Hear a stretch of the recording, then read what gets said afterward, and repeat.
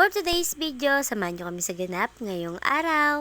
For the day off na naman nga ng mari nyo, kaya naman syempre ano pa ba ang dapat gawin? Di mag-asikaso dito sa bahay. Nakukonsumi nga ako mare dito sa may harap namin at tignan nyo naman utod ng dumi dahil nga nag-uulan. Medyo nababasa kasi to mga mare dahil umaangge dahil hindi pa nga rin yan tapos gawin. Kaya naman inaya ko si daddy banyuhin ito para nga ako bumango-bango naman. Hindi nga ako gaano nakakapag-vlog mga mare at alam nyo naman na sobrang busy kong tao. Bukod nga sa 8 hours sa trabaho mga mare, syempre diskarte nga rin ako kahit papano para may extra income. Pinudburan ko nga lang ng sabon yan mga mare, tsaka ako nga inisis-isis nitong walis tingting. Ginamitan na nga ni daddy yan ng power spray mga mare para nga makuha talaga lahat ng buhangin dyan. Tuwing day off nga mga mare, sobrang daming trabaho dito sa bahay kaya naman parang hindi rin ako nag-day off. After nga i-power spray ni daddy to mga mare, hindi pa nga ako nakontento at binuhusan ko pa ulit ng tubig. Matapos nga ako dito sa kabilang side mga mare, dito naman sa kabilang side si daddy naglinis. At habang nililinis si daddy yan mga mare, nagising na nga itong mga batang ito at si ate Kia na nga ipopunihan ko. Syempre para nga pumasok ang blessing sa amin mga mare at eto binuksan ko na nga rin yung aking maliit na tindahan. Pagpasok ko nga sa kwarto mga mare, nakita ko nga yung Durabox namin at eto dito pala nanganak si Lily. Grabe nga ang kusumi ko at dito pa nga sa mga puting sando si Lily nanganak. Pero nakakatuwa nga lang mga mare at sobrang cute nga ng anak ni Lily. Dahil magtatanghalian na nga mga mare at eto nga bumili nga lang kami ng paat ulo doon sa kanto. Nag-request nga sila na mag-adobo naman nga daw ulit ako. Dahil gutom na nga ang mga person mga mare at eto mag-uumpisa na nga ako magluto. Ginisa ko na nga itong bawang sibuyas at luya. At after ng mag-isa niyan mga mare, sinunod ko na nga rin itong paat ulo. Nagpabili nga rin ako kay daddy ng ilang pirasong laman mga mare dahil hindi naman kumakain yung mga bata ng paat ulo. Bumili na nga rin ako dyan mga mare ng 1/4 na atay at balumbalunan para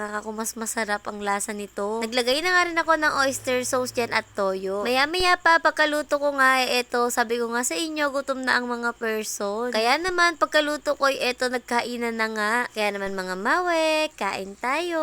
Noon na nga sandukan ni daddy yung mga bata dyan at eto nga nagkakainan na sila habang nanonood ng TV. Matagal-tagal na nga rin akong hindi nakakapag-ulam ng paat ulo na to mga mare at sobrang namimiss ko na. Mas masarap nga yung luto dito mga mare pagka sweet and spicy. Kaso nga lang hindi ko makain yung mga bata ng maanghang kaya naman nagbukod na nga lang ako ng may sili dyan. Pagkatapos nga namin kumain mga mare, eto nga iaahon ko na yung mga puting damit. Tuwing day off ko lang talaga kami nakapaglaban ni daddy at dito nga lang kami may mahabang oras. Bandang tanghali nga mga mare, pinaliguan na nga rin ni daddy yung mga bata at pinihisan ko na at sabi ko nga matulog sila ng tanghali. Kanina nga ay tumawag sila papa at sabi nga ay lilibot nga dito sa bahay. Fast forward, nakarating na nga rin sila papa. Natipuhan nga ni papa kumanta rito, kaya naman pinabuksan niya kay daddy itong aming video okay. Nakakalibang naman nga talaga mga mare pag may ganito tayo sa bahay. Kahit wala ngang okasyon, pwede tayo kumanta-kanta. May ulam pa nga dito mga mare, kaya naman sabi ko nga kumain na nga muna sila. Nauna na nga si ate Sel dyan kumain dahil itong tatay ko ayaw paawat sa pagkanta. Nang magsawa na nga sa pagkanta ang tatay ko mga mare, eto nagutom din at kumain na. At yun lang muna mga mare for today's videos. Bye!